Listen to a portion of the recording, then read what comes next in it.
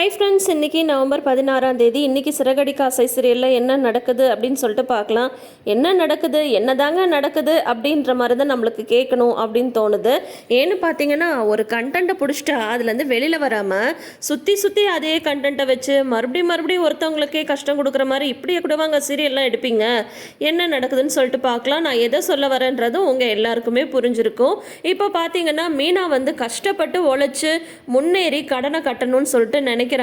அதனால் அவங்க வந்து பார்த்திங்கன்னா கல்யாண மேடை அந்த பர்த்டே ஃபங்க்ஷனுக்குலாம் ஸ்டேஜ் டெக்கரேஷன் வந்து பண்ணலாம் அப்படின்னு சொல்லிட்டு ஒரு சின்ன கல்யாண மண்டபத்தில் ஆர்டர் எடுத்துடுறாங்க. அதுக்கு வந்து மாடல் அனுப்புறதுக்காக எல்லாம் ரெடி பண்ணி வச்சுருக்காங்க. அதை முத்துவும் மீனாவும் ஃபோட்டோ எடுத்துகிட்டு இருக்கும்போது ஸ்ருதி வராங்க. இது மட்டும் பண்ணால் பத்தாது, நிறைய வந்து ஃபோட்டோஸ் எடுத்து மார்க்கெட்டிங் வந்து பண்ணணும், இன்னும் நிறைய மாடல்ஸ்லாம் ரெடி பண்ணணும் அப்படின்னு சொல்லிட்டு நீங்கள் போய் ட்ரெஸ் பண்ணிட்டு வாங்க, நீங்கள் தானே ஓனர், உங்களோட ஃபோட்டோவையும் சேர்த்து நம்ம வந்து சோஷியல் மீடியாவில் அப்லோட் பண்ணலாம் அப்படின்னு சொல்லிட்டு ஸ்ருதி வந்து சொல்கிறாங்க. ஐயோ அதெல்லாம் வேணாம் அப்படின்னு சொல்கிறாங்க மீனா.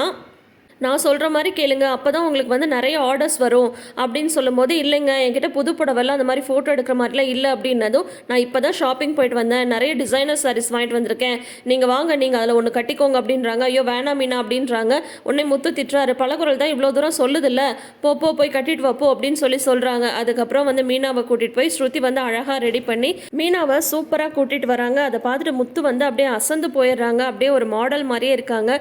முத்து வந்து சொல்கிறாங்க, இப்போல்லாம் அதுதானே ட்ரெண்டு, கடை ஓனருங்களே தானே எல்லா அட்வர்டைஸ்மெண்ட்டு கூட வராங்க, அப்போ பலகுரல் சொல்கிறது சரிதானே அப்படின்னு வந்து சொல்கிறாங்க. இப்போ பார்த்தீங்கன்னா மீனாவையும் முத்துவையும் வந்து ஸ்ருதி வந்து ஃபோட்டோ எடுக்கிறாங்க. அந்த மாடல் ரெடி பண்ணி வச்சுருக்காங்க இல்லையா, அதையெல்லாம் வச்சு ஃபோட்டோஸ் எல்லாம் எடுத்துகிட்டு இருக்காங்க ஸ்ருதி. இது எல்லாத்தையும் நான் வந்து சோஷியல் மீடியாவில் வந்து அப்லோட் பண்ணுறேன், நான் சொல்கிற மாதிரி நீங்கள் பேசுங்க அப்படின்னு சொல்லிட்டு சொல்கிறாங்க. திருமணம் மற்றும் இதர நிகழ்ச்சிகளுக்கு சிறந்த முறையில் மேடை அலங்காரம் செய்து தரப்படும் அப்படின்னு சொல்லுங்க அப்படின்னு சொல்கிறாங்க. அதுக்கப்புறம் அதே மாதிரி வந்து மீனா வந்து பேசுகிறாங்க. சரி இதை வந்து நான் எடிட் பண்ணுறேன் அப்படின்னு சொல்லிட்டு இவங்க ரெண்டு பேரும் வந்து பார்த்தீங்கன்னா கஷ்டப்பட்டு முன்னேறணும் அப்படின்னு சொல்லிட்டு நினைக்கிற மீனாக்கு ஹெல்ப் பண்ணிட்டு இருக்காங்க. ஆனால் அங்கே ஒருத்தி என்ன தெரியுமா பண்ணுறாங்க, அசால்ட்டாக சும்மா தட்டி தூக்குறாங்க. வாங்க எப்படின்னு சொல்லிட்டு பார்ப்போம். இப்போ மனோஜோட கடையில் ரோகிணி வந்து இருக்காங்க. மனோஜ் வந்து ஸ்டாக் எல்லாம் வந்து எடுத்துகிட்டு இருக்காரு.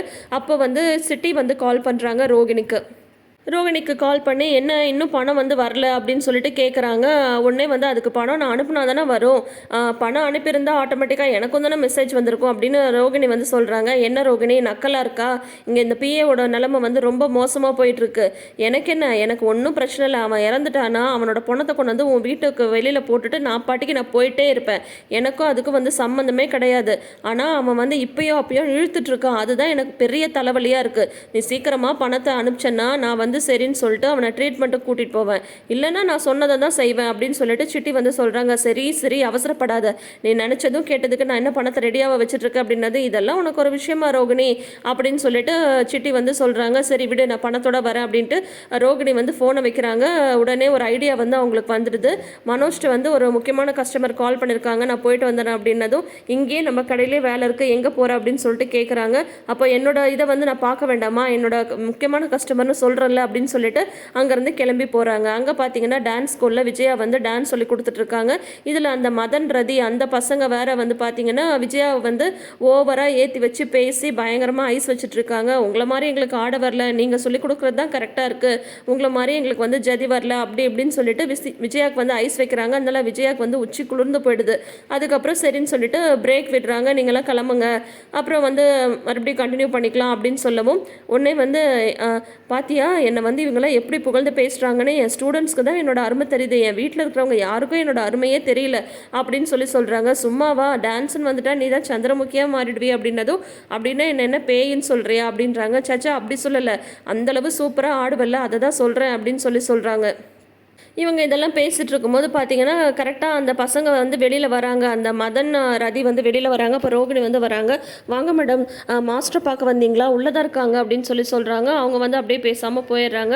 போனது வா ரோகிணி நீ எங்கம்மா இங்கே அப்படின்னு சொல்லிட்டு கேட்குறாங்க. இல்லாட்டி நான் வந்து இன்றைக்கி ஒரு கல்யாண ஆர்டர் வந்து ப்ரைடல் மேக்கப் வந்து போட போயிருந்தேன்.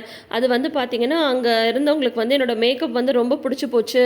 அது மட்டும் இல்லாமல் அவங்கக்கிட்ட நான் உங்களை பற்றி சொல்லிட்டு இருந்தேன் அப்படின்றாங்க. என்னை பற்றி ஏமா அங்கே சொன்னேன் அப்படின்னதும், இல்லை அவங்களுக்கு வந்து டான்ஸ்லலாம் இன்ட்ரெஸ்ட்னு சொன்னாங்க, அதனால தான் நான் உடனே வந்து உங்களை பற்றி சொன்னேன், இந்த மாதிரி நீங்கள் வந்து பரதநாட்டியம் டான்ஸ்லாம் சொல்லித்தரீங்க அப்படின்லாம் சொல்லிட்டு இருந்தேன், அதனால் அந்த ஃபங்க்ஷனில் செஞ்ச சில ஸ்வீட்ஸு ஸ்நாக்ஸ்லாம் உங்களுக்காக வந்து கொடுத்து விட்டுருக்காங்க, அதை கொடுத்துட்டு போகலான்னு தான் வந்தேன் அப்படின்னு சொல்லிட்டு நல்லா உருட்டுறாங்க அசால்ட்டாக.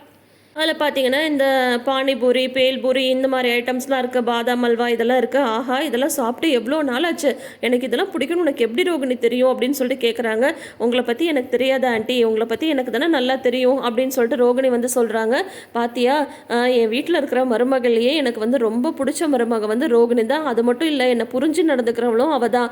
எனக்கு பிடிக்கும்னு வந்து உடனே எப்படி கொண்டு வந்திருக்கா பாத்தியா அப்படின்னு சொல்லிட்டு விஜயா சொல்ல, உடனே பார்வதி வந்து அவங்களோட வழக்கமான டைலாக சொல்கிறாங்க.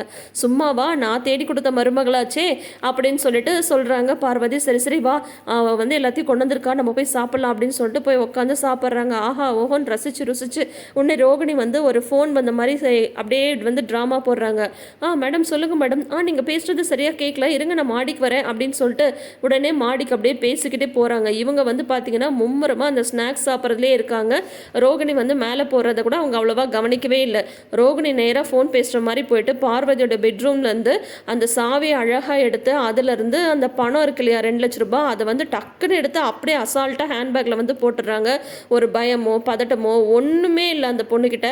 அசால்ட்டாக அந்த பணத்தை வந்து எடுத்துடுறாங்க. எடுத்துட்டு அதே மாதிரி ஃபோன் பேசிட்டே கீழே வர மாதிரி கீழே வந்து வராங்க. கீழே வந்துட்டு நான் கொஞ்ச நேரத்தில் வந்துடுறேன் மேடம் அப்படின்னு சொல்லிட்டு ஃபோனை வந்து கட் பண்ணிடுறாங்க. இப்படியே கிளம்பலாமா? இப்பயே கிளம்புனா சந்தேகம் வந்துடும், அதனால இவங்க கூடயே போனால் தான் இவங்களுக்கு வந்து டவுட் வராது அப்படின்னு சொல்கிறாங்க. நீ சாப்பிடுமா ரோகிணி அப்படின்னு சொல்லிட்டு சொல்கிறாங்க. இல்லை ஆண்டி, நான் அங்கே ஃபங்க்ஷன் வீட்லேயே சாப்பிட்டு தான் வந்தேன், நீங்கள் சாப்பிடுங்க அப்படின்றாங்க. பாத்தியா, எனக்காக அவள் என்னெல்லாம் பண்ணுறான்னு சொல்லிட்டு இப்போ தான் என் நாக்குக்கு உயிரே வருது. இந்த மீனாவோட சமையலை சாப்பிட்டு சாப்பிட்டு என் நாக்கே செத்து போச்சு அப்படின்றாங்க. உடனே வந்து ஏன் மீனா தான் சூப்பராக சமைப்பாளே அப்படின்றாங்க பார்வதி. சமைப்பா தான் இல்லைன்னு சொல்ல, ஆனால் அவளுக்கு இதெல்லாம் செய்ய தெரியாதே அப்படின்னு சொல்கிறாங்க. யார் யார் வீட்டில் இங்கே பானிபூரி பேல்பூரி எல்லாம் சமைக்கிறாங்க, ரொம்ப ரேராக அதில் இன்ட்ரெஸ்ட் இருக்கவங்க வேணால் சமைக்கலாம். ஆனால் விஜயா வந்து இப்படி சொல்கிறாங்க. உடனே ரோகிணிக்கு வேற ஊட்டி விடுறாங்க. நீயும் சாப்பிடுமா, எனக்காக ஆன்ட்டிக்காக சாப்பிட மாட்டியா அப்படின்னு சொல்லிட்டு ஊட்டி எல்லாம் விடுறாங்க. சரி நீ வேலை இருந்தால் கிளம்பு ரோகிணி அப்படின்றாங்க. இல்லை ஆண்டி, நம்ம ஒன்றாவே போகலாம், நான் வேலையெல்லாம் முடிச்சுட்டு தான் இங்கே வந்தேன், நீங்கள் பொறுமையாக ரசிச்சு சாப்பிடுங்க அப்படின்னு சொல்லிட்டு பயங்கரமாக நடிக்கிறாங்க. பயங்கரமாக வந்து பணத்தை எடுத்து வச்சுட்டு ஒன்றுமே தெரியாத மாதிரி நடிச்சிட்டு இருக்காங்க. அங்கே வீட்டில் வந்து பார்த்தீங்கன்னா இவங்க ஃபோட்டோஸ் எடுத்துகிட்டு இருக்கும்போது ரவி வந்து வராரு. என்ன நடக்குதுங்க அப்படின்னு சொல்லும் போது, இந்த மாதிரி மீனா வந்து ஸ்டேஜ் டெக்கரேஷன்லாம் வந்து பண்ண போகிறாங்க இனிமேட்டு.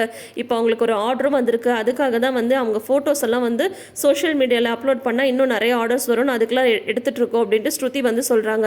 இது சூப்பர் ஐடியாவாக இருக்கே, கங்க்ராச்சுலேஷன்ஸ் அண்ணி, இந்த மாதிரி உங்களுக்கு இன்னும் நிறைய ஆர்டர் கிடைக்கணும் அப்படின்னு ரவி வந்து சொல்கிறாங்க.